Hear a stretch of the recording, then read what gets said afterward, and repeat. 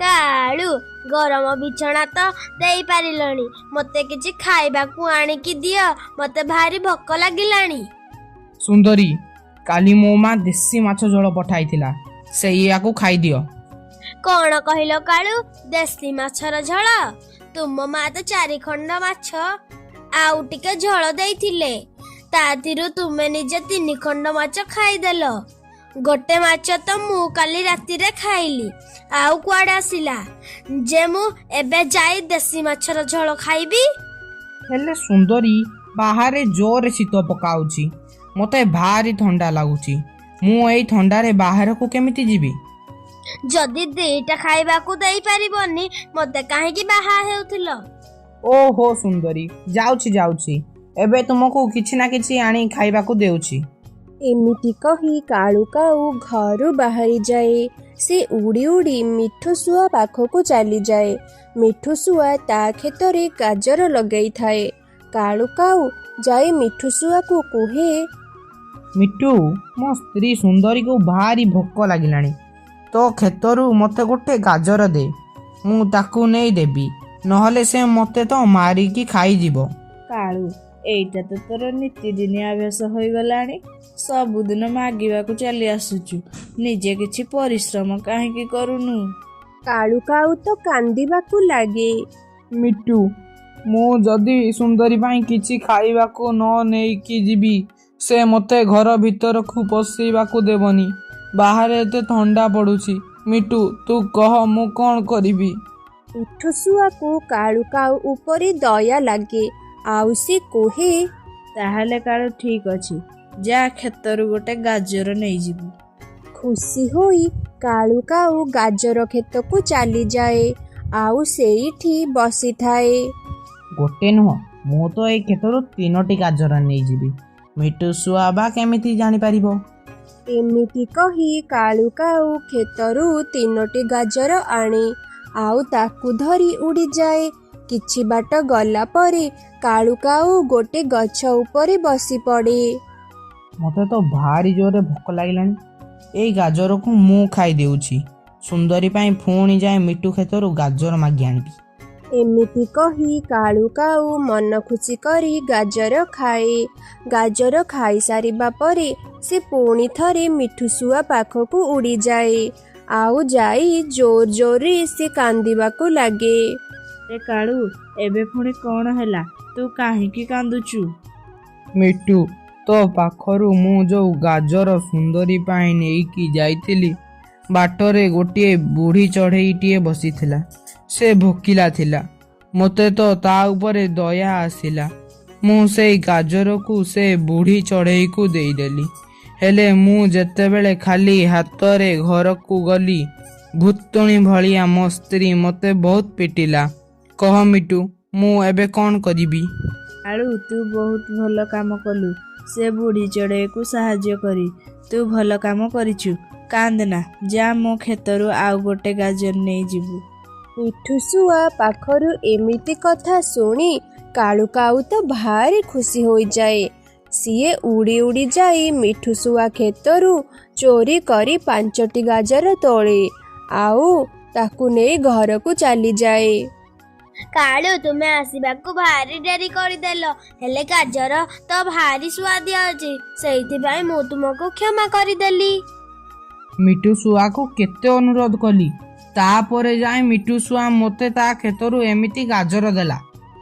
କାଳୁ, ତୁମେ ତ ଚୁପଚାପ ଯାଇ ତା କ୍ଷେତରୁ ଚୋରି କରି ନେଇ ଆସିଥାନ୍ତ, ତାକୁ ଅନୁରୋଧ କାହିଁକି କରୁଥିଲ? ସୁନ୍ଦରୀ, ସେ ମିଠୁ ଶୁଆ ତ ଭାରି ଚାଲାକ, ସେ ମୋତେ ନିଶ୍ଚୟ ଧରି ଦେଇଥାନ୍ତା, ଆଉ ତା ଠଣ୍ଟରେ ମୋତେ ତ ବହୁତ ମାରିଥାନ୍ତା। କାଳୁ, ସେଇ ମିଠୁ ଯେତେ ଚାଲାକ ହେଲେ ବି ମୋ ଠାରୁ ଅଧିକ ନୁହେଁ, ମୁଁ ତା ଠାରୁ ବେଶୀ ଚାଲାକ। ପରଦିନ ସକାଳୁ ସକାଳୁ ସୁନ୍ଦରୀ କାଉ ଉଡ଼ି ଉଡ଼ି ମିଠୁ ଶୁଆ ପାଖକୁ ଚାଲିଯାଏ, ଆଉ ତାକୁ କୁହେ, ମିଠୁ, ତୁ ଏଇଠି ବସି କ'ଣ କରୁଛୁ? ସେପଟେ ତୋ ଭଉଣୀର ଆକ୍ସିଡେଣ୍ଟ ହେଇଗଲାଣି, ଜଲ୍ଦି ଯା ଆଉ ତାକୁ ବଞ୍ଚା। କୋଉଠି ମୋ ଭଉଣୀ? ଏବେ କୋଉଠି ଅଛି? ତାର ଆକ୍ସିଡେଣ୍ଟ କେମିତି ହେଲା? ପାହାଡ଼ ପାଖରେ ସେ ଉଡ଼ି ଉଡ଼ି ଆସୁଥିଲା, ଆଉ ଗୋଟେ ଗଛରେ ଜୋରରେ ପିଟି ହୋଇଗଲା। ମିଠୁ ଶୁଆ ଜଲ୍ଦି ଜଲ୍ଦି ତା କ୍ଷେତକୁ ଛାଡ଼ି ଦେଇ ଉଡ଼ିବାକୁ ଲାଗେ। ସେ ପାହାଡ଼ ପାଖକୁ ଜଲ୍ଦି ଜଲ୍ଦି ଉଡ଼ୁଥାଏ। କାଳୁ କହୁଥିଲେ ଏ ମିଠୁ କୁଆଡ଼େ ଭାରି ଚାଲାକ। ଏବେ ତା ଚାଲାକି ସବୁ ବାହାରି ଯିବ। ସେ ଏବେ ଯିବ ପାହାଡ଼ ପାଖକୁ, ଆଉ ମୁଁ ତା କ୍ଷେତରୁ ବସି ଆରାମରେ ଗାଜର ଖାଇବି। ସୁନ୍ଦରୀ କାଉ ମନ ଖୁସି କରି ମିଠୁ ଶୁଆର କ୍ଷେତରୁ ବସି ଗାଜର ଖାଇବାକୁ ଲାଗେ। ଏପଟେ ମିଠୁ ଶୁଆ ଜଲ୍ଦି ଜଲ୍ଦି ଉଡ଼ି ଉଡ଼ି ଯାଉଥାଏ। ଆରପଟରୁ ପିଙ୍କି ଚଢ଼େଇ ଆସୁଥାଏ। ପିଙ୍କି ଚଢ଼େଇ ମିଠୁ ଶୁଆକୁ ଦେଖି ତାକୁ ପଚାରେ, ଆରେ ମିଠୁ ଭାଇ, କ'ଣ ହେଇଛି? ତୁମେ ଏତେ ଜଲ୍ଦି ଉଡ଼ି ଉଡ଼ି କୁଆଡ଼େ ଯାଉଛ? ପିଙ୍କି, ମୋତେ ସୁନ୍ଦରୀ କହିଲା ମୋ ଭଉଣୀର ଆକ୍ସିଡେଣ୍ଟ ହୋଇଯାଇଛି, ତାକୁ ଦେଖିବାକୁ ମୁଁ ପାହାଡ଼ ପାଖକୁ ଯାଉଛି। ହେଲେ ମିଠୁ ଭାଇ, ତୁମ ଭଉଣୀ ତ ଘରେ ଅଛନ୍ତି। ମୁଁ ଏବେ ତାଙ୍କ ପାଖରୁ ଫେରୁଛି। ଯଦି ମୋ ଭଉଣୀ ଠିକ୍ ଅଛି, ତାହେଲେ ସେ ସୁନ୍ଦରୀ ମୋତେ ମିଛ କଥା କାହିଁକି କହିଲା?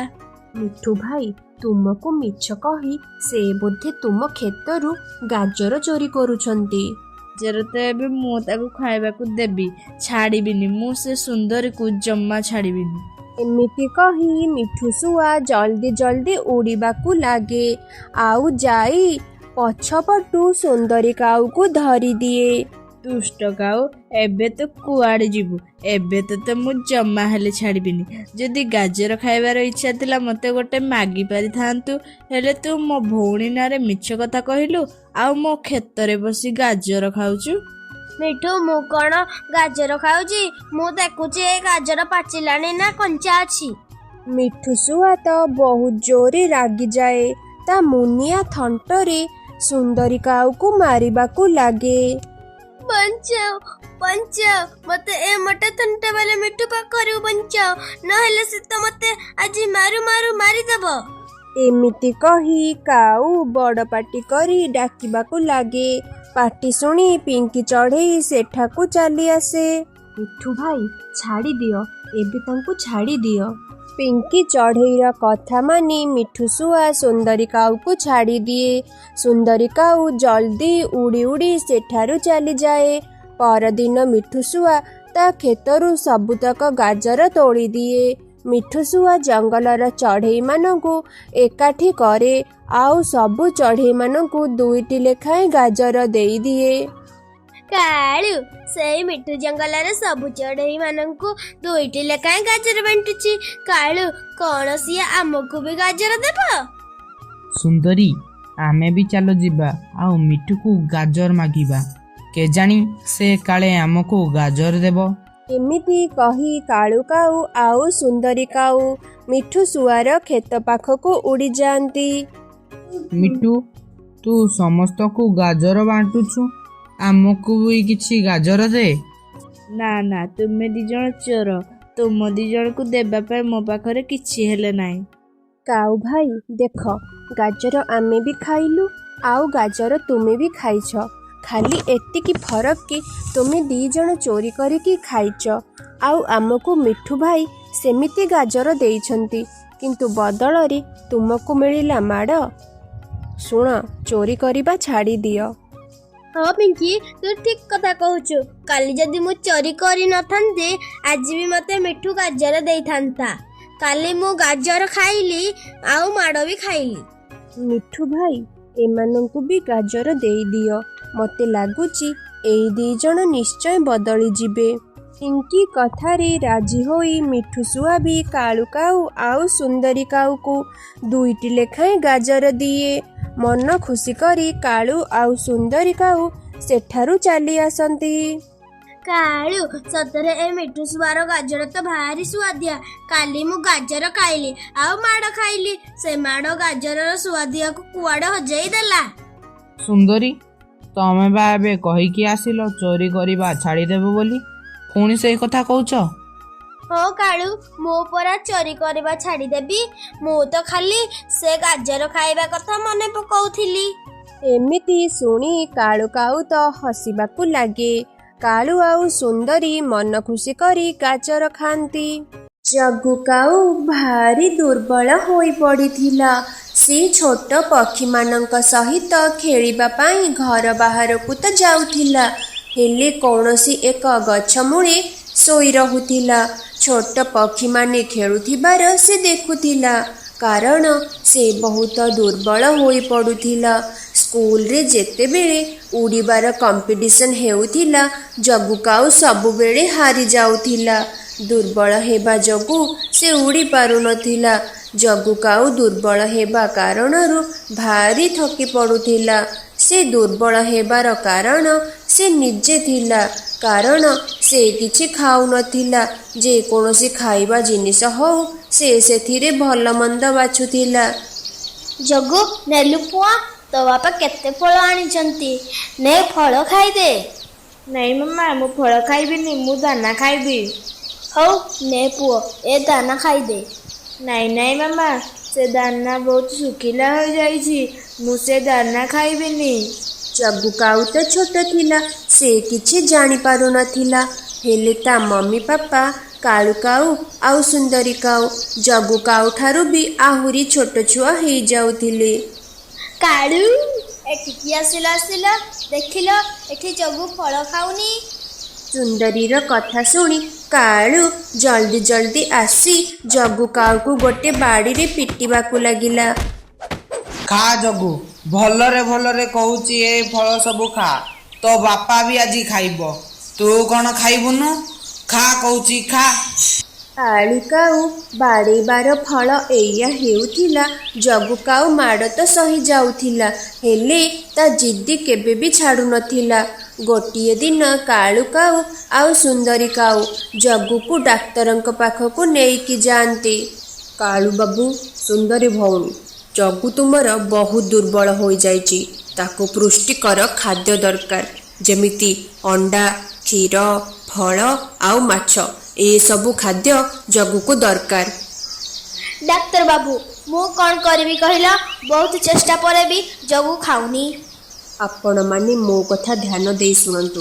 ଛୋଟ ପିଲାମାନଙ୍କୁ ମାଡ଼ ଅପେକ୍ଷା ଭଲ ପାଇବା ନିହାତି ଦରକାର। ତାଙ୍କୁ ଭଲ ପାଇ ପ୍ରେମରେ ଯେଉଁ ଜିନିଷ ଖୁଆଯାଏ ସେ ଖାଦ୍ୟକୁ ସେ ନିହାତି ଖାଇବେ, ହେଲେ ମାଡ଼ ଦିଆଯାଏନି। ତୁମେମାନେ ବାପା ମା ହେଇଛ, ଛୋଟ ଛୁଆଙ୍କୁ ଛୋଟ ଛୋଟ କଥାରେ ଆପ୍ରିସିଏଟ୍ କରିବା ଦରକାର। ସେମାନଙ୍କୁ ଛୋଟ ଛୋଟ କଥାରେ ସାହସ ଦେବା ଦରକାର। ଏମିତି ନୁହଁ ଯେ ତମେମାନେ ବି ଛୋଟ ଛୁଆ ହେଇଯିବ। ଆଉ ଏପଟେ ପିଙ୍କି ଚଢ଼େଇର ଛୁଆ। ପିଙ୍କି ଚଢ଼େଇ ତା ଛୁଆକୁ ସବୁବେଳେ ଭଲ ପାଇ ସହଜରେ ବୁଝେଇ ଦିଏ, ଆଉ ତାକୁ ଭଲ ଭଲ ଖାଇବାକୁ ଦେଇଦିଏ। ମାମା ମାମା, ମୁଁ ଏ ଚଣା ଦାନା ଜମା ଖାଇବିନି। ଚୁଟକୁ, ଯେଉଁ ପିଲାମାନେ ଚଣା ଦାନା ଖାଆନ୍ତିନି ସେମାନେ ଭାରି କମଜୋର ହୋଇଯାଆନ୍ତି, ବହୁତ ଦୁର୍ବଳ ହୋଇଯାଆନ୍ତି। ମୁଁ ଯେତେବେଳେ ଛୋଟ ଥିଲି ମୁଁ ବି ଖାଉନଥିଲି, ହେଲେ ଯେତେବେଳେ ମୋ ଦେହ ଖରାପ ହେଲା ସେତେବେଳେ ମୋ ମା ଡାକ୍ତରଙ୍କ ପାଖକୁ ନେଇକି ଯାଇଥିଲେ, ଆଉ ଡାକ୍ତର ମୋତେ 5ଟା ଇଞ୍ଜେକ୍ସନ୍ ଦେଇଥିଲେ। ସେବେଠାରୁ ମୁଁ ସବୁ ଖାଦ୍ୟ ଖାଇଦିଏ। ମାମା ମାମା, ମୁଁ ତ ତମ ସହ ମଜା କରୁଥିଲି, ଦେଖିବ ମୁଁ ସବୁ ଖାଇଦେବି। ପିଙ୍କି ଚଢ଼େଇ ଏମିତି ସ୍ନେହରେ ତା ପୁଅକୁ ବୁଝାଇ ଦିଏ। ଜଗୁ, ଧନ ନେଲୁ, ଏ ସିଝା ଅଣ୍ଡା 2ଟା ଖାଇଦେଲୁ। ଡାକ୍ତର ବାବୁ କହିଛନ୍ତି ତୁ ସିଝା ଅଣ୍ଡା ଖାଇବୁ। ନାଇଁ ମାମା, ମୋତେ ସିଝା ଅଣ୍ଡା ଭାରି ବନ୍ଧାଏ, ମୁଁ ଖାଇବିନି। ଆଚ୍ଛା, ଅଣ୍ଡା ଖାଇବୁନି ନା? ମୁଁ ବି ଦେଖୁଛି ତୁ ଆଜି ଅଣ୍ଡା କେମିତି ଖାଇବୁନି। ଜଗୁର ବାପା ଏଠିକି ଆସିଲେ ଦେଖିବ କେମିତି ଜଗୁ ଅଣ୍ଡା ଖାଉନି। କାଳୁ କାଉ ସୁନ୍ଦରୀ କାଉର କଥା ଶୁଣି ବହୁତ ଜୋରେ ରାଗିକି ଆସେ, ଆଉ ଜଗୁକୁ ବହୁତ ଜୋରେ ବାଡ଼ାଏ। ଜଗୁ ଉପରେ ବସି ପଡ଼େ। ଖୋଲ ଖୋଲ ଜଗୁ, ଭଲରେ ଭଲରେ ତ ଥଣ୍ଟ ଖୋଲ। ଏ ପୁରା ଅଣ୍ଡାଟା ତ ତଣ୍ଟିରେ ଗଳେଇ ଦେବି। ଏବେ ଦେଖିବି ତୁ କେମିତି ଖାଇବୁନି ଅଣ୍ଡା। ଚୁଟକୁ, ପୁଅ ତୁ ଘରେ ଥା, ମୁଁ ଟିକେ ଏଇଠୁ ଆସିଛି। ଏ କାଉମାନଙ୍କ ଘରେ ଏତେ ଜୋରେ ପାଟିତୁଣ୍ଡ କ'ଣ ପାଇଁ? କାଉ ଘରେ ପାଟି ଶୁଣି ପିଙ୍କି ଚଢ଼େଇ ସେଠାକୁ ଆସେ। କାଳୁ ଭାଇ, ଇଏ କ'ଣ ସବୁ ହେଉଛି? ଟିକେ ତ ଲାଜ କର। ସେ ଛୁଆ ଉପରୁ ଉଠିଯାଅ। ସବୁବେଳେ ଏ ଛୁଆଟାକୁ ମାରପିଟ କରୁଛ, କ'ଣ ପାଇଁ ଏମିତି କରୁଛ? ଉଠ ତମେ। ଚଢ଼େଇ, ଭଲରେ ଭଲରେ କହୁଛି ତୁ ଏଠୁ ଚାଲିଯା। ଆମ ଘର କଥାରେ ଜମା ମୁଣ୍ଡ ପୁରାନା। ତୁ ଜାଣିନୁ ଜଗୁକୁ ନା କିଛି ଖାଉଛି ନା କିଛି ପିଉଛି, ସବୁ ପଇସା ଔଷଧରେ ଆମର ଉଡ଼େଇ ଦେଉଛି। କାଳୁ ଭାଇ, ମୁଁ କହୁଛି ଭଲରେ ଭଲରେ ଛାଡ଼ ଜଗୁକୁ। ପିଙ୍କି ଚଢ଼େଇ ଜଗୁକୁ ନିଜ ଆଡ଼କୁ ଟାଣି ନିଏ। କାଳୁ ଭାଇ, ସୁନ୍ଦରୀ ଭଉଣୀ, ପିଲାମାନଙ୍କୁ ଏମିତି ମାରପିଟ କଲେ ସେ କ'ଣ ତମ କଥା ଶୁଣିବେ ନା ଆହୁରି ବିଗିଡ଼ି ଯିବେ? ମୁଁ ଜଗୁକୁ ମୋ ସହିତ କିଛି ଦିନ ପାଇଁ ଆମ ଘରକୁ ନେଇକି ଯାଉଛି। ଦେଖିବ, ଯେତେବେଳେ ସେ ଘରକୁ ଫେରିବ ସବୁ ବୁଝି ଯାଇଥିବ ଆଉ ସବୁ ଖାଉଥିବ। ସୁନା ପିଲା ହୋଇଯାଇଥିବ ଆମ ଜଗୁ। ହଁ, ମୁଁ ତ କହୁଛି ତୁ ନେଇଯା ନେଇଯା। ମୁଁ ବି ଦେଖେ ତୁ କେତେ ଦିନ ଭିତରେ ଆକୁ ସମ୍ଭାଳି ଦେଉଛୁ। ମୁଁ ବି ଟିକେ ଦେଖେ। ଆମ ଭିତରେ ଆକୁ ବୁଝେଇବାର କ'ଣ କମ୍ ଅଛି ନା ଏ ପିଲାଟି ଜନ୍ମରୁ ହିଁ ସେଇଆ। ପିଙ୍କି ଚଢ଼େଇ ତା ସହିତ ଜଗୁକୁ ତା ଘରକୁ ନେଇଯାଏ। ଜଗୁ ପୁଅ, ଚୁପ୍ କରିଯା ଆଉ କାନ୍ଦେ ନା। ଚଢ଼େଇ ଆଣ୍ଟି, ମାମା ବାପା ସବୁବେଳେ ବାଡ଼ାଉଛନ୍ତି। କେତେବେଳେ ଅଣ୍ଡା ନ ଖାଇଲେ ବାଡ଼ାଉଛନ୍ତି, କେତେବେଳେ ଦାନା ନ ଖାଇଲେ ବି ବାଡ଼ାଉଛନ୍ତି। ତା ପରଦିନ ପିଙ୍କି ଚଢ଼େଇ ଜଗୁ ଆଉ ଚୁଟକୁକୁ ଖାଦ୍ୟ ଆଣିବା ପାଇଁ ନେଇକି ଯାଏ। ଚୁଟକୁ ପୁଅ ଆଉ ଜଗୁ, ତମେ 2 ଜଣ ଏଠି ବସି କଥା ହେଉଥାଅ। ମୁଁ ତମମାନଙ୍କ ପାଇଁ ଫଳ ନେଇକି ଆସୁଛି। ପିଙ୍କି ଚଢ଼େଇ 2 ଛୁଆଙ୍କୁ ଗୋଟେ ଗଛ ଡାଳରେ ଛାଡ଼ି ଦେଇ ଫଳ ଆଣିବାକୁ ଚାଲିଯାଏ। ସାଙ୍ଗ, ତୁ ଜାଣିଛୁ ମୁଁ ମାମାଙ୍କର ସବୁ କଥା ମାନେ। ମାମା ଫଳ ଦେଲେ ମୁଁ ଖାଇଦିଏ, ଦାନା ଦେଲେ ବି ମୁଁ ଖାଇଦିଏ, ସବୁ କଥା ଶୁଣେ। ତୁ ଜାଣିଛୁ ବାପା ମା ଆମର କେବେ ବି ଖରାପ ଚାହାନ୍ତିନି, ସବୁବେଳେ ଆମର ଭଲ ଚାହାନ୍ତି।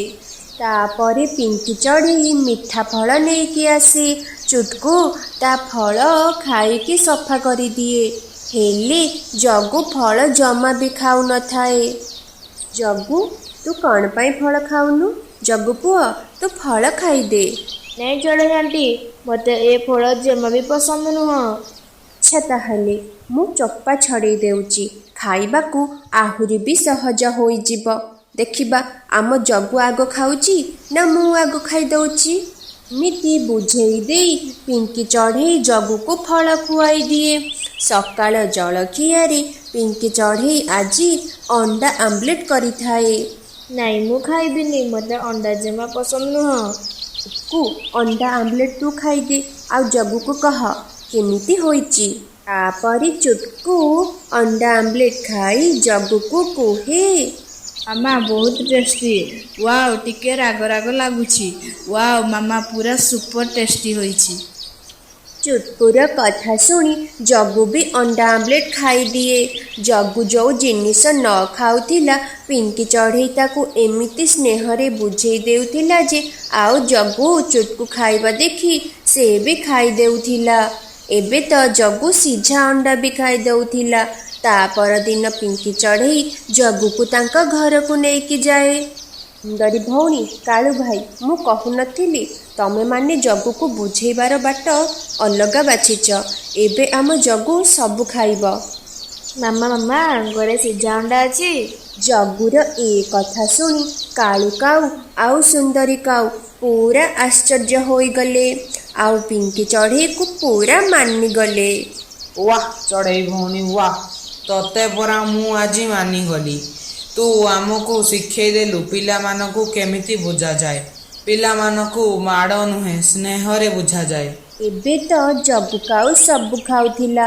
କାଳୁ କାଉ ଆଉ ସୁନ୍ଦରୀ କାଉ ଜଗୁକୁ ମାରିବା ଅପେକ୍ଷା ବହୁତ ସ୍ନେହରେ ବୁଝାଉଥିଲେ। ସାଙ୍ଗମାନେ, ଆପଣମାନେ ଖାଇବାକୁ କ'ଣ ପସନ୍ଦ କରନ୍ତି?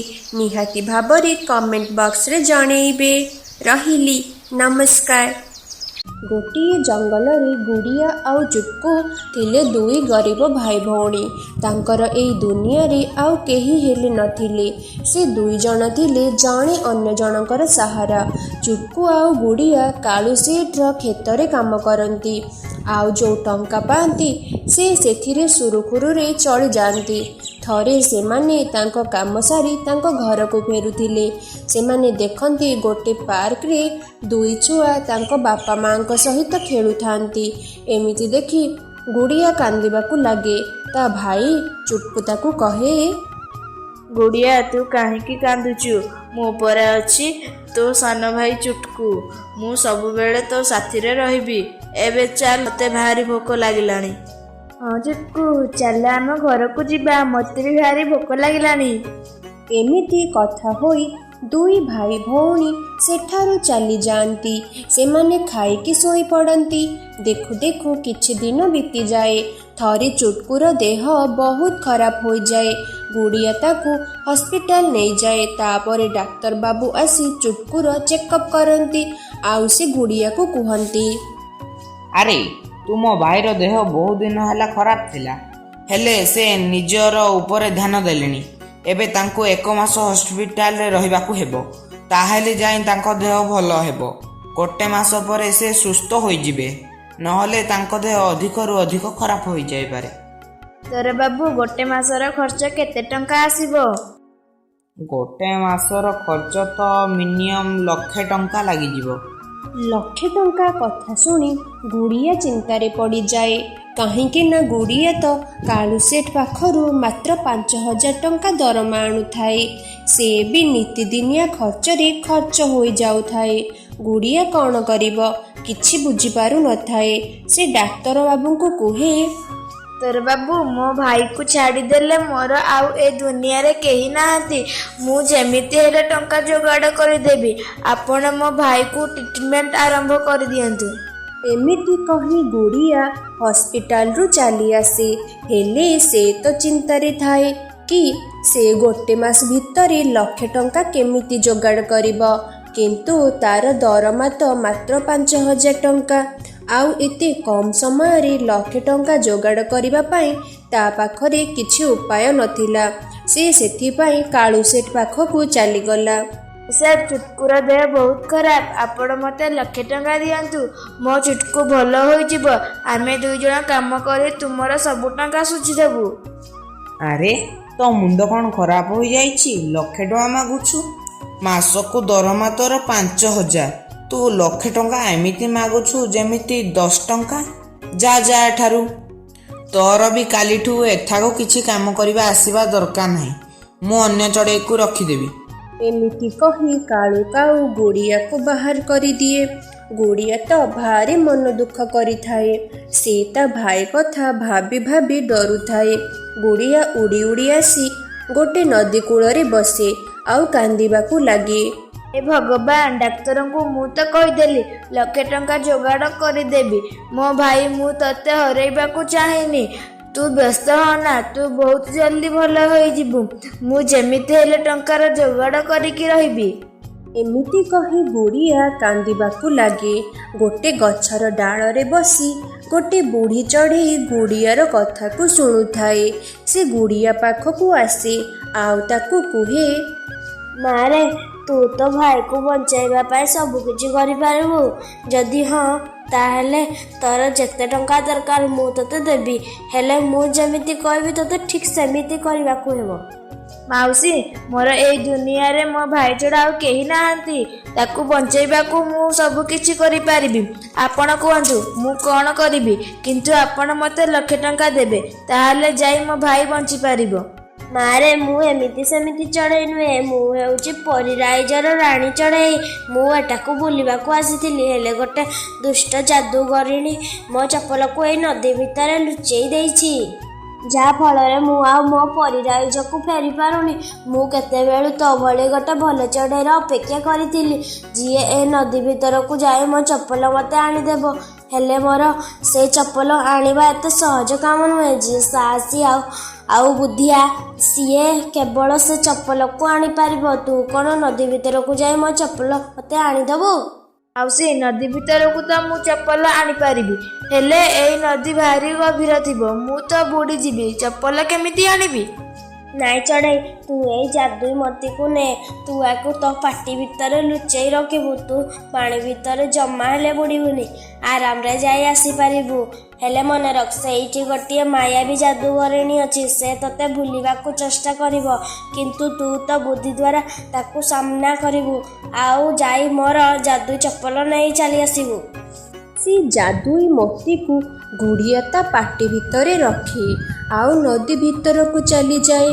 କିଛି ବାଟ ଗଲା ପରେ ସେ ଦୁଷ୍ଟ ଯାଦୁଗରିଣୀ ଗୁଡ଼ିଆର ବାଟକୁ ଅଟକାଇ ଦିଏ। ଏଇ ଚଢ଼େଇ, ମୁଁ ତତେ ଏଇ ନଦୀ ଭିତରୁ ଯାଦୁଇ ଚପଲକୁ ଜମା ହେଲେ ନେଇଯିବାକୁ ଦେବିନି। ମୁଁ ଜାଣିଛି ତତେ ସେଇ ବୁଢ଼ୀ ଚଢ଼େଇ ପଠେଇଛି, ତୁ ସେଥିପାଇଁ ଆସିଛୁ। ହେଲେ ଏଠୁ ତୁ ଚପଲ ନେବା ଏତେ ବି ସହଜ କାମ ନୁହଁ। ଦୁଷ୍ଟ ଯାଦୁଗରଣୀ, ତୁ ମୋର କିଛି ହେଲେ କରିପାରିବୁନି, କାହିଁକି ନା ତୋର ସବୁ ଶକ୍ତି ଯୋଉ ଗୋଳାରେ ଥାଏ ସେ ତ ଏବେ ମୋ ପାଖରେ ଅଛି। ଆରେ ମୋ ଯାଦୁଇ ଗଲା ତୋ ପାଖକୁ କେମିତି ଗଲା? ତା ଭିତରେ ତ ମୋର ସବୁ ଶକ୍ତି ଅଛି। ଯଦି ସିଏ ନଷ୍ଟ ହୋଇଯିବ ତାହେଲେ ମୁଁ ବି ନଷ୍ଟ ହୋଇଯିବି। ହଉ ଚଢ଼େଇ, ତୁ ଯା, ଯାଦୁଇ ଚପଲ ନେଇ ତୁ ଚାଲିଯା। ହେଲେ ମନେ ରଖ, ତତେ ପୃଥିବୀ ଉପରକୁ ଯିବା ପୂର୍ବରୁ ମୋ ଯାଦୁଇ ଗଲା ମୋତେ ଫେରେଇବାକୁ ହେବ। ଗୁଡ଼ିଆ ତ ଥିଲା ଭାରି ଚାଲାକ, ଯିଏ ଯାଦୁଗରିଣୀକି ମିଛ କଥା କହିଥିଲା। କାହିଁକି ନା ସେ ଅନ୍ୟ ଚଢ଼େଇମାନଙ୍କ ଠାରୁ ଶୁଣିଥିଲା କି ଯାଦୁଗରିଣୀ ମାନଙ୍କର ସବୁ ଶକ୍ତି ଗୋଟେ ଗୋଲା ଭିତରେ ଥାଏ। ଏମିତି ଗୁଡ଼ିଆ ସେ ଯାଦୁଗରିଣୀକୁ ବୋକା ବନେଇ ଦିଏ ଆଉ ଆଗକୁ ଚାଲି ଆସେ। କିଛି ବାଟ ଗଲା ପରେ ଗୁଡ଼ିଆ ଦେଖେ ଦୁଇଟି ଚପଲ ହଳେ ସେଠି ଅଛି। ଗୁଡ଼ିଆ ତ ଚିନ୍ତାରେ ପଡ଼ିଯାଏ। ସେ ଦୁଇଟି ଚପଲରୁ ସେ ରାଣୀର ଚପଲ କୋଉଟା? ଆରେ ରାଣୀ ପରି ତ କହିଥିଲେ ତାଙ୍କର ଗୋଟିଏ ଚପଲ, ହେଲେ ଏଠି ତ ଦୁଇଟି ଚପଲ ଅଛି। ମୁଁ ତାଙ୍କ ଚପଲ କେମିତି ଆଣିବି ଆଉ କୋଉଟା ନେଇ ଉପରକୁ ଯିବି? ଗୁଡ଼ିଆ ଏମିତି ଚିନ୍ତାରେ ପଡ଼ିଯାଏ। ଠିକ୍ ସେତିକି ବେଳେ ଗୋଟେ ଚପଲ ଗୁଡ଼ିଆକୁ କୁହେ, ଗୁଡିଆ, ତୁ ମତେ ନେଇ ଉପରକୁ ଯା। ମୁଁ ତତେ ବହୁତ ଟଙ୍କା ଦେବି, ସୁନା ରୂପା ଦେବି। ତୁ ସେଇ ଟଙ୍କାରେ ତୋ ଭାଇର ଦେହ ଭଲ କରିଦେବୁ। ହେଲେ ମନେ ରଖ, ତତେ ସେଇ ରାଣୀ ପରୀକୁ ମାରିବାକୁ ହେବ। ତାହେଲେ ଯାଏ ମୁଁ ତତେ ଟଙ୍କା ସୁନା ଦେବି। ତାପରେ ଆଉ ଗୋଟେ ଚପଲରୁ ଶବ୍ଦ ଶୁଭେ। ଗୁଡ଼ିଆ, ମୁଁ ହେଉଛି ସେଇ ଯାଦୁଇ ଚପଲ, ଯୋଉ ଚପଲକୁ ନେବା ପାଇଁ ତୁ ଏଠାକୁ ଆସିଛୁ। ମୁଁ ସେଇ ରାଣୀ ପରୀର ଚପଲ। ତୁ ମୋତେ ନେଇ ରାଣୀ ପରୀକୁ ଦେଇଦେ। ହେଲେ ମନେ ରଖ, ରାଣୀ ପରୀ ତତେ ମିଛ କହିଛି। ତା ପାଖରେ କିଛି ହେଲେ ଟଙ୍କା ନାହିଁ। ସେ ତତେ କିଛି ଟଙ୍କା ଦେଇପାରିବନି। ଏବେ କହ, ତୁ କୋଉ ଚପଲ ନେବୁ? କହ ଗୁଡିଆ, ତୁ କାହାକୁ ନେଇ ଉପରକୁ ଯିବୁ? ମତେ ନେଇଯା, ତୁ ବହୁତ ଧନୀ ହେଇଯିବୁ। ଟଙ୍କା ତ ମୋର ନିହାତି ଦରକାର, ହେଲେ ଟଙ୍କା ପାଇଁ ମୁଁ କାହାର ଜୀବନ ନେଇପାରିବିନି। ଆଉ ମୁଁ ତାଙ୍କୁ କଥା ଦେଇଛି କି ମୁଁ ତାଙ୍କ ଚପଲ ନେଇ ନିଶ୍ଚୟ ଉପରକୁ ଯିବି। ଟଙ୍କା ତ ମୁଁ ଆଉ କୋଉଠୁ ଯୋଗାଡ଼ କରି ନେବି, ହେଲେ ମୁଁ କଥା ଦେଇ କଥା ଭାଙ୍ଗିବିନି। ଏମିତି କହି ଗୁଡ଼ିଆ ରାଣୀ ପରୀର ଚପଲ ନେଇ ଉପରକୁ ଚାଲି ଆସେ ଆଉ ରାଣୀ ପରୀକୁ ଦେଇଦିଏ। ନିପରି, ଏଇ ନିଅ ତୁମ ଯାଦୁଇ ଚପଲ। ମତେ ଏବେ ମୋ ଭାଇ ପାଖକୁ ଯିବାକୁ ହେବ, ମୁଁ ଯାଉଛି। ସତରେ ଗୁଡିଆ, ତୁ ଭାରି ଭଲ। ଜାଣିଛୁ, ସେ ଦୁଇଟି ଚପଲ ତୋର ପରୀକ୍ଷା ନେଉଥିଲେ କି ତୁ ଗୋଟିଏ ଲୋଭି ଚଢ଼େଇ ତ ନୁହଁ, ହେଲେ ତୁ ତ ଗୋଟିଏ ଭଲ ଚଢ଼େଇ। ଟଙ୍କା ବଦଳରେ ତୁ ଅନ୍ୟର ସାହାଯ୍ୟକୁ ବାଛିଲୁ। ହଉ ଗୁଡିଆ, ତୁ ଏବେ ଏଇ ଚପଲକୁ ନେଇଯା। ତୁ ତାକୁ ଯାହା ମାଗିବୁ ସେ ତତେ ସେଇଆ ଦେବ। ଆଣିପରି, ଯଦି ଏଇ ଚପଲକୁ ମୁଁ ନେଇଯିବି ତାହେଲେ ତୁମେ ପରିଲୋକ କେମିତି ଫେରିବ? ଗୁଡିଆ, ମୁଁ ଏ ଚପଲକୁ ଥରେ ମୋ ପାଦରେ ପିନ୍ଧି ସାରିଛି। ମୋ ଶକ୍ତି ମୋ ପାଖକୁ ଫେରି ଆସିଛି। ଏବେ ଏ ଚପଲର ଆବଶ୍ୟକତା ତତେ ଅଛି। ତୁ ଏ ଚପଲକୁ ନେଇଯା ଆଉ ତୋ ଭାଇକୁ ଭଲ କର। ଏମିତି କହି ପରୀ ଚଢ଼େଇଟି ସେଠାରୁ ଚାଲିଗଲା। ଗୁଡ଼ିଆ ସେ ଯାଦୁଇ ଚପଲକୁ 1,00,000 ଟଙ୍କା ମାଗେ। ସେଇ ଟଙ୍କାକୁ ସେ ମେଡ଼ିକାଲରେ ଡିପୋଜିଟ୍ କରେ। ଗୋଟେ ମାସ ପରେ ଚୁଟକୁ ପୁରା ଠିକ୍ ହୋଇଯାଏ ଆଉ ତା ଘରକୁ ଚାଲି ଆସେ। ଯାଦୁଇ ଚପଲର ସାହାଯ୍ୟରେ ଗୁଡ଼ିଆ ଆଉ ଚୁଟକୁ ବହୁତ ଖୁସିରେ ରୁହନ୍ତି। ସେମାନେ ବି ଆଉ କାମ କରିବାକୁ ବି ଯାଆନ୍ତିନି। ପରିବାର ପୁଣି ଖୁସିରେ ରୁହେ। ଏବେ ଜଙ୍ଗଲରେ ଶୀତ ଦିନ ଚାଲିଥିଲା। ଆକାଶରୁ ତ ବରଫ ବର୍ଷା ହେଉଥିଲା। କାଉମାନେ ତ ତାଙ୍କ ଘରେ ଆରାମରେ ବସିଥିଲେ। ତାଙ୍କୁ ତ ଜମା ବି ଶୀତ ଲାଗୁନଥିଲା। କାଳୁ, ବରକୁ ଦେଖ, ବରଫ ବର୍ଷା ହେଉଛି। ଏଇ ଶୀତରେ ତ ଗରିବ ଚଢ଼େଇ ମାନେ ନିଶ୍ଚୟ ମରିଯିବେ। ସୁନ୍ଦରୀ, ତୁମକୁ କେତେ ଥର କହିଲିଣି, ମୋ ଆଗରେ ଗରିବ ଚଢ଼େଇ ମାନଙ୍କର ନାଁ ବି ନେବନି। ମୋତେ ସେମାନଙ୍କର ନାଁ ଶୁଣିଲେ ଭାରି ରାଗ ଲାଗେ। ତମେ ଧନୀ କାଉର ଧନୀ ସ୍ତ୍ରୀ, ତମେ ଆରାମ କର। ସେମାନଙ୍କ କଥା ଭାବିବା ତମର କ'ଣ ଦରକାର? ହେଲେ ଏପଟେ ଗରିବ ପିଙ୍କି ଚଢ଼େଇର ଛୁଆମାନେ ଶୀତରେ ଥରୁଥାନ୍ତି। ମାମା, ଆଜି ତ ଭାରି ଜୋରରେ ଶୀତ କରୁଛି। ମୁଁ ତ ଜମା ହେଲେ ବସାରେ ବସି ପାରୁନି। ହଁ ଗୁଡ଼ିଆ, ତୁ ଠିକ୍ କହିଛୁ। କାଲିଠାରୁ ଶୀତ ତ ଆଜି ଅଧିକ ଲାଗୁଛି। ମୋତେ ବି ଭାରି ଶୀତ ଲାଗୁଛି। ହଁ ମାମା, ମୋ ଦେହ ତ ଶୀତରେ ଥରି ଉଠୁଛି। ହଁ ପିଲାମାନେ, ମୋତେ ବି ସେଇଆ ଲାଗୁଛି। କାଲି ଅପେକ୍ଷା ଆଜି ଶୀତ ଭାରି ବଢ଼ିଯାଇଛି। ଚାଲ ଆମେ ଆମ ପଡ଼ୋଶୀ କାଉମାନଙ୍କ ଘରକୁ ଯିବା। ଆଜି ରାତି ଆମେ ତାଙ୍କ ଘରେ କଟେଇ ଦେବା। ଏମିତି କହି ପିଙ୍କି ଚଢ଼େଇ ତା ଛୁଆମାନଙ୍କୁ ଧରି ତାର ପଡ଼ୋଶୀ କାଳୁ କାଉ ଆଉ ସୁନ୍ଦରୀ କାଉ ଘରକୁ ଗଲା। ଆଉ କବାଟ ପିଟିବାକୁ ଲାଗିଲା। ଆରେ କିଏ ଡାକୁଛି କେଜାଣି? କୁଆଡ଼େ ସବୁ ଚାଲି ଆସୁଛନ୍ତି। ରାତିରେ ବି ଟିକେ ଶାନ୍ତିରେ ଶୋଇବାକୁ ଦେଉନାହାନ୍ତି। ପିଙ୍କି ଚଢ଼େଇ ସୁନ୍ଦରୀର ରାଗ ସ୍ୱର ଶୁଣି ବହୁତ ଜୋରରେ ଡରିଯାଏ।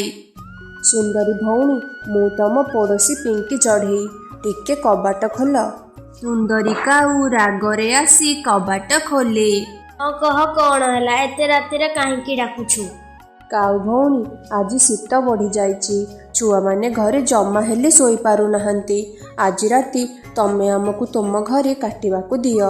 କାଲି ସକାଳେ ମୁଁ କିଛି ନା କିଛି ବନ୍ଦୋବସ୍ତ କରିଦେବି।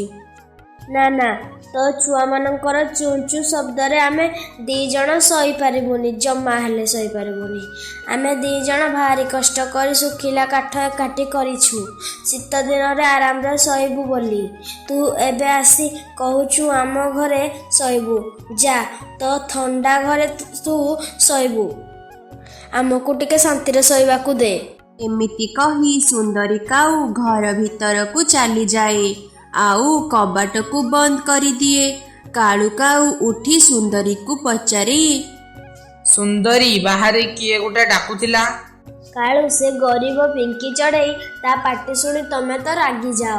ସେ କହୁଥିଲା ଏ ଶୀତରେ ତା ଛୁଆମାନଙ୍କୁ ଆମ ଘରେ ରଖିବାକୁ। ମୁଁ ତାକୁ ମନା କରିଦେଲି। ସୁନ୍ଦରୀ, ଭଲ କରିଛ। ତାକୁ ଏଠାରୁ ବାହାର କରିଦେଉଛ। ମୋତେ ସେ ଗରିବ ପିଙ୍କି ଚଢ଼େଇ ଆଦୌ ପସନ୍ଦ ନୁହେଁ। କାଉମାନଙ୍କ ଘରେ ତ ନିଆଁ ଜଳିଥିଲା। ସେମାନେ ଶାନ୍ତିରେ ଶୋଇଥାନ୍ତି। ପିଙ୍କି ଆଉ ତାର ଛୁଆମାନେ ସାରା ରାତି ସେମିତି ଚାହିଁକି ରହିଥାନ୍ତି।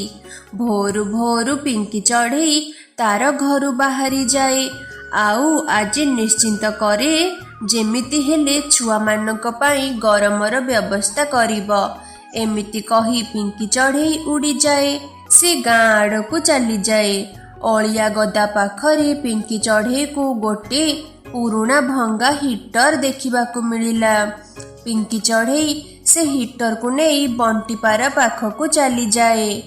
ବଣ୍ଟି ଭାଇ, କ'ଣ ତୁମେ ଏ ପୁରୁଣା ହିଟରକୁ ସଜାଡ଼ି ପାରିବ? ବଣ୍ଟିପାରା ଭଲ ଭାବରେ ସେ ହିଟରକୁ ଦେଖେ ଆଉ ପିଙ୍କି ଚଢ଼େଇକୁ କୁହେ, ହଁ ପିଙ୍କି, ୟାର ଗୋଟେ ତାର ପୋଡ଼ିଯାଇଛି। ମୁଁ ୟାକୁ ଠିକ୍ କରିଦେବି, ତାପରେ ଏ ଭଲ ଭାବରେ କାମ କରିବ। ଏମିତି କହି ବଣ୍ଟିପାରା ସେ ପୁରୁଣା ହିଟରକୁ ସଜାଡ଼ିବାକୁ ଲାଗେ। ବଣ୍ଟି ଭାଇ, ତୁମେ ମୋ ହିଟରକୁ ସଜାଡ଼ୁଥାଅ। ଆ ଭିତରେ ମୁଁ ମୋ ଛୁଆମାନଙ୍କ ପାଇଁ ଦାନା ଖୋଜିକି ଆଣେ। ପିଙ୍କି ଚଢ଼େଇ ଉଡ଼ିଯାଏ। ଏବେ ଟିକେ ଟିକେ ଖରା ପଡ଼ୁଥାଏ। ପିଙ୍କି ଚଢ଼େଇ କିଛି ବାଟ ଗଲା ପରେ ତାକୁ କିଛି ଦାନା ମିଳେ। ପିଙ୍କି ଚଢ଼େଇ ସେ ଦାନା ନେଇ ସିଧା ବଣ୍ଟିପାରା ପାଖକୁ ଉଡ଼ିଯାଏ। ପିଙ୍କି, ମୁଁ ଏ ହିଟରକୁ ସଜାଡ଼ି ଦେଇଛି ଆଉ ୟାକୁ ଚଲେଇକି ବି ଦେଖିଛି। ଇଏ ଭଲ ଭାବରେ କାମ କରୁଛି। ଏବେ ତୁ ୟାକୁ ନେଇଯା। ମିତି ଶୁଣି ପିଙ୍କି ଚଢ଼େଇ ଭାରି ଖୁସି ହୋଇଯାଏ ଆଉ ସେ ହିଟରକୁ ନେଇ ତା ଘରକୁ ଚାଲି ଆସେ। ତା ପୁଅ ଚୁଟକୁ ଆଉ ତାର ଝିଅ ଗୁଡ଼ିଆକୁ ଦାନା ଖାଇବାକୁ ଦିଏ। ମାମା, ଏଇଟା କ'ଣ? ଯାହାର ସାମ୍ନାରେ ଜାଲି ଲାଗିଛି। ଏଇ ଜିନିଷ ତ ମୁଁ ଆଜି ପ୍ରଥମ ଥର ଦେଖୁଛି। ଗୁଡ଼ିଆ ରହ, ମୁଁ ଏବେ ଦେଖଉଛି। ଏମିତି କହି ପିଙ୍କି ଚଢ଼େଇ ସେ ହିଟରକୁ ଅନ୍ କରିଦିଏ। କିଛି ସମୟ ମଧ୍ୟରେ ଘର ପୁରା ଗରମ ହୋଇଯାଏ। ଦେଖ ପିଲାମାନେ, ଏ ହେଉଛି ହିଟର। ୟାକୁ ଚଲେଇଲେ ଘର ଗରମ ହୋଇଯିବ। ଆମ ଘର ତ ଗରମ ହୋଇଗଲା। ନା ଧୂଆଁ ହେଲା, ନା ଘର କଳା ପଡ଼ିଲା। ଛୁଆମାନେ ତାଙ୍କ ନୂଆ ହିଟରକୁ ଦେଖି ଭାରି ଖୁସି ହୋଇଯାଆନ୍ତି। ମାମା, ଇଏ ତ ଭାରି ଭଲ କାମର ଜିନିଷ। ଆମ ଘର ବି ଏବେ ଭଲ ଗରମ ହୋଇଯିବ। ଏମିତି ଦେଖୁ ଦେଖୁ 2 ଦିନ ବିତିଯାଏ।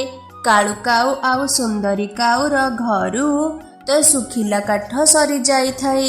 ସୁନ୍ଦରୀ କାଉ ଚୁଲ୍ହି ଲଗେଇବାକୁ ଚେଷ୍ଟା କରେ, ହେଲେ ସେମାନଙ୍କ ଚୁଲି ଜମା ବି ହେଲେ ଜଳେନା, ଖାଲି ଧୂଆଁ ବାହାରେ। କାଳୁ ଏସବୁ କାଠ ତ ଅଧା ଅଛି, ଜମା ହେଲେ ଜଳୁନି। ମୋ ଆଖିରୁ ଲୁହ ଆସିଲାଣି।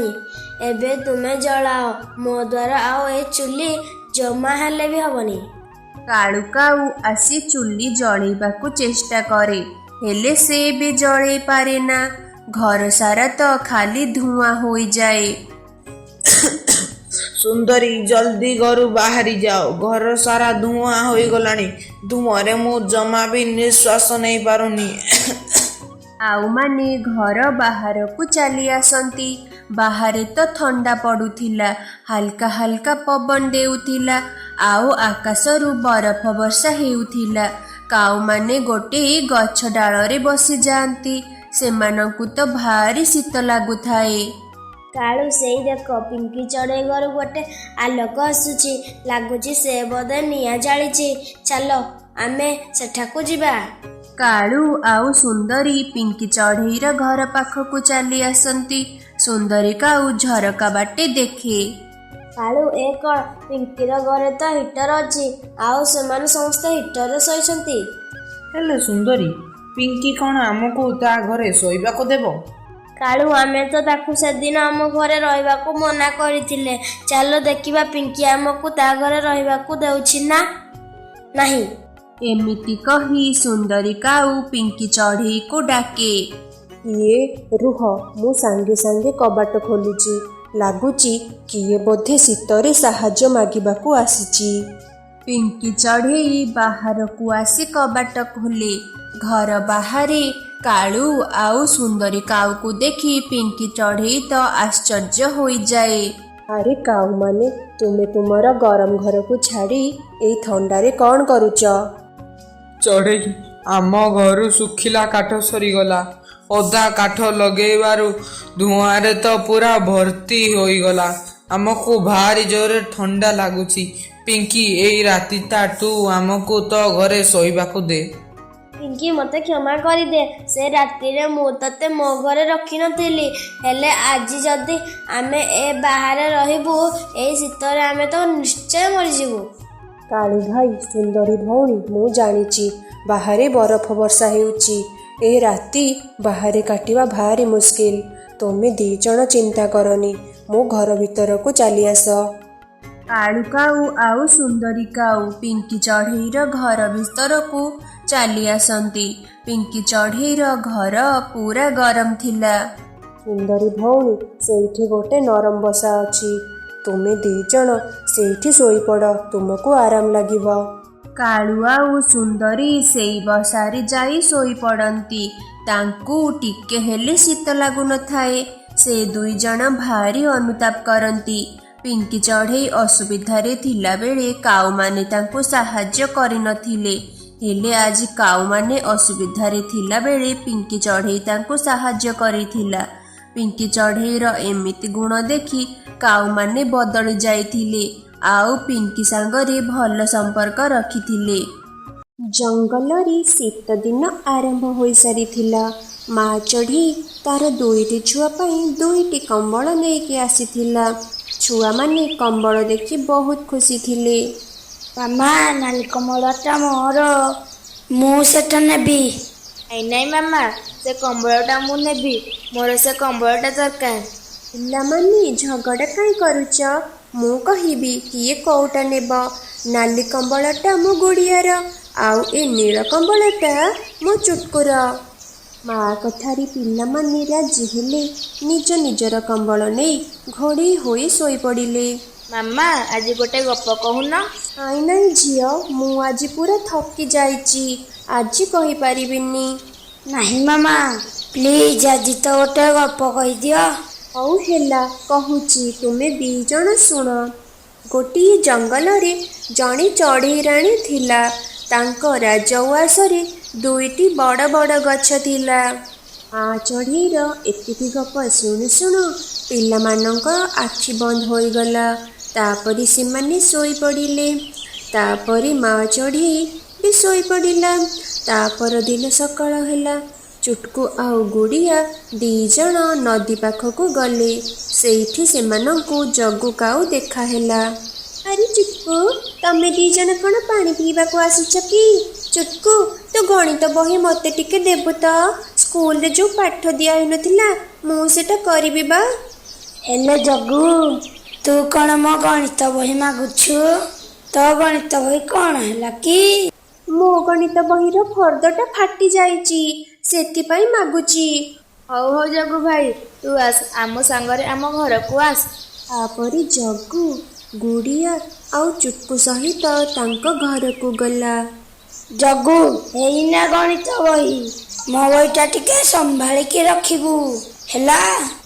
ଜଗୁର ତ ନଜର ଚୁଟକୁ ଆଉ ଗୁଡ଼ିଆର କମ୍ବଳ ଉପରେ ଥିଲା। ଗୁଡ଼ିଆ, ଏ କମ୍ବଳ କାର ସବୁ? ଜଗୁ ଭାଇ, ଏ କମ୍ବଳ ହେଉଛି ମୋର ଗୋଟେ, ଆଉ ମୋ ଭାଇର ଗୋଟେ। ମୋ ମାମା କାଲି ନୂଆ କମ୍ବଳ କିଣିକି ଆଣିଛନ୍ତି। ହଁ ଗୁଡ଼ିଆ, ବଢ଼ିଆ ଦେଖାଯାଉଛି କମ୍ବଳ ଗୁଡ଼ା। ତାପରେ ଜଗୁ ଗଣିତ ବହି ନେଇ ଘରକୁ ଗଲା।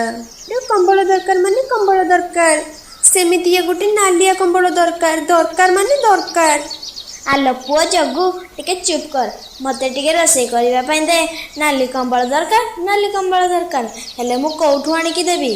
ମାମା, ସେ ଚଢ଼େଇ ଆଣ୍ଟି କେତେ ଗରିବ ଦେଖିଲ, ତାପରେ ବି ତାଙ୍କ ପିଲାମାନଙ୍କର ସବୁ ଇଚ୍ଛା ପୂରଣ କରୁଛନ୍ତି। ଆମର ଏତେ ଧନ ସମ୍ପତ୍ତି ଥାଇ କ'ଣ ଲାଭ ଯେ? ମୋତେ ଗୋଟେ ନାଲି କମ୍ବଳ ବି ଦେଇପାରୁନ। ତାପରେ ଜଗୁ ବହୁତ ମନ ଦୁଃଖ କଲା ଆଉ ରାଗିକି ସେ ଗଣିତ ପାଠ କଲା। ଯେମିତି ସନ୍ଧ୍ୟା ହେଲା, ସୁନ୍ଦରୀ କାଉ କାଳୁ କାଉ ପାଖକୁ ଗଲା। କାଳୁ କାଉ ତାର ଗୋଟେ ଖରାପ ସାଙ୍ଗ ସହ ମିଶି ସିଗାରେଟ୍ ଟାଣୁଥିଲା। କାଳୁ, ସନ୍ଧ୍ୟା ହେଲାଣି, କ'ଣ ତୁମକୁ ଜଣାପଡ଼ୁନି ଘରକୁ ଯିବ ନା ନାହିଁ? ନା ଏଠି ବସିଥିବ? ଲୋ ସୁନ୍ଦରୀ, କାଇଁ ପାଟିଟା କରୁଛୁ? ଯାଉନୁ ତୁ, ଆଉ ଟିକେ ପରେ ମୁଁ ଯିବି। ହଁ ମୁଁ ଯାଉଛି। ଗୋଟେ ପୁଅ ତ ଯୋଉ ଘରେ ଛାଡ଼ି ଦେଇକି ଆସିଛ, ମୋ ଜୀବନ ଖାଇସାରିଲାଣି। ଚଢ଼େଇ ଘରେ ଯାଇ ନାଲି କମ୍ବଳ ଦେଖିଦେଇ ଆସିଛି, ସେଇଆକୁ ଜିଦ୍ଦି କରୁଛି। ନାଲି କମ୍ବଳ ଦରକାର, ନାଲି କମ୍ବଳ ଦରକାର, ଦରକାର ଦରକାର। ସୁନ୍ଦରୀ କାଉ ଘରକୁ ଚାଲିଗଲା। ଆରେ ହରି ଭାଇ, କ'ଣ କରିବି କହିଲ? ସେ ଛୋଟ ଚଢ଼େଇଟା ମୋତେ ଭାରି ହଇରାଣ କରୁଛି। ସବୁଦିନ କିଛି ନା କିଛି ନୂଆ ଜିନିଷ ନେଇ ଆସୁଛି, ଆଉ ଆମ ମା ପୁଅ ସେ ଜିନିଷ ଦେଖି ସାରିଲା ପରେ ମୋ ଜୀବନଟା ଖାଉଛନ୍ତି, ଆଉ ଖାଲି କହୁଛନ୍ତି ତାଙ୍କର ଦରକାର। ମୁଁ କ'ଣ କରିବି କହିଲୁ ଭାଇ? ଆରେ ଭାଇ କାଳୁ, ତୁ କାହିଁ ବ୍ୟସ୍ତ ହେଉଛୁ କହିଲୁ? ଏ ଗୋଟେ ଛୋଟ କଥା, ତୁ ସେ ଛୋଟ ଚଢ଼େଇ ଘରକୁ ପଶିଯା, ନାଲି କମ୍ବଳଟା ତାଙ୍କଠାରୁ ଛଡ଼େଇ ନେଇ ଆସ। ହଁ ହରିଆ, ତୁ ଏକଦମ ଠିକ୍ କଥା କହିଛୁ, ଯାଉଛି ମୁଁ। ଗୋଟେ ମୋଟା ବାଡ଼ି କାଳୁ କାଉ ଉଠେଇଲା, ପିଙ୍କି ଚଢ଼େଇର ଘରକୁ ଗଲା। ଘରେ ପିଙ୍କି ଚଢ଼େଇ ନଥିଲା। ଛୁଆମାନଙ୍କୁ ଏକୁଟିଆ ଦେଖି କାଳୁ କାଉ ସେମାନଙ୍କୁ ଡରେଇବାକୁ ଲାଗିଲା। ପ୍ରଭୁ, ଦୂରକୁ ପଳେଇ ଯାଅ 2 ଜଣ। ଯଦି ମୋ ପାଖକୁ ଆସିଲ ନା, ଏ ବାଡ଼ିରେ ପିଟି ପିଟି ତମ ଜୀବନ ନେଇଯିବି କହୁଛି। ଆଉ 2 ଜଣ ଯାକ ଚିଲେଇବା ପାଇଁ ଜମାରୁ ବି ଚେଷ୍ଟା କରିବନି। ଆଉ ଯଦି ଚିଲେଇବ ନା, ତାହେଲେ ଏ ବାଡ଼ିରେ ପିଟି ପିଟି ତମ ଜୀବନ ନେଇଯିବି। ଛାଡ଼ିଦିଅ ମୋ ନାଲି କମ୍ବଳ, ଛାଡ଼ିଦିଅ ମୋ ନାଲି କମ୍ବଳ। ଗୁଡ଼ିଆର ନାଲି କମ୍ବଳ କାଳୁ କାଉ ନେଇଯାଉଥିବାର ଦେଖି ଗୁଡ଼ିଆ ବହୁତ ଜୋରରେ ଚିଲେଇଲା। ଗୁଡ଼ିଆ ଯେମିତି ଚିଲେଇଲା, କାଳୁ କାଉ ତାକୁ ବାଡ଼ିରେ ବାଡ଼େଇଲା। ଖରାପ, ବହୁତ ଖରାପ। କାଳୁ ଅଙ୍କଲ, ତୁମେ ବହୁତ ଖରାପ। ଏ କମ୍ବଳ ପାଇଁ ମୋ ଭଉଣୀକୁ ବାଡ଼େଇଲ। ପିଲାମାନଙ୍କୁ ଡରେଇ ଧମକେଇକି କାଳୁ କାଉ ନାଲି କମ୍ବଳଟା ନେଇକି ଚାଲି ଆସିଲା, ଆଉ ଘରକୁ ଯାଇ ଜଗୁକୁ ଦେଲା। ବାପା, ମୋ ଭଲ ବାପା, ମୋ ସୁନା ବାପାଟା। ଦେଖିଲୁ ମାମା, ବାପା ମୋ ପାଇଁ ନାଲି କମ୍ବଳ ନେଇ ଆସିଲେ, ପୁରା ସେମ୍ ଟୁ ସେମ୍। ଆରେ କାଳୁ, ଇଏ କ'ଣ? ଏ କମ୍ବଳଟା ତୁମେ ଚଢ଼େଇ ଘରୁ ଉଠେଇ ଆଣିନ ତ? ଲୋ ସୁନ୍ଦରୀ, ଉଠେଇକି କାଇଁ ଆଣିବି? ଛଡ଼େଇକି ନେଇ ଆସିଛି। କହ, ଛଡ଼େଇକି ନେଇ ଆସିଛି। କିଛି ସମୟ ପରେ ଚଢ଼େଇ ଘରକୁ ଫେରିଲା।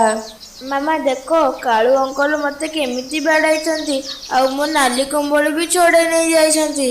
ଝିଅ ଗୁଡ଼ିଆ, ତୁ କାନ୍ଦେନା। ସେ କାଉ ବହୁତ ବଦମାସ।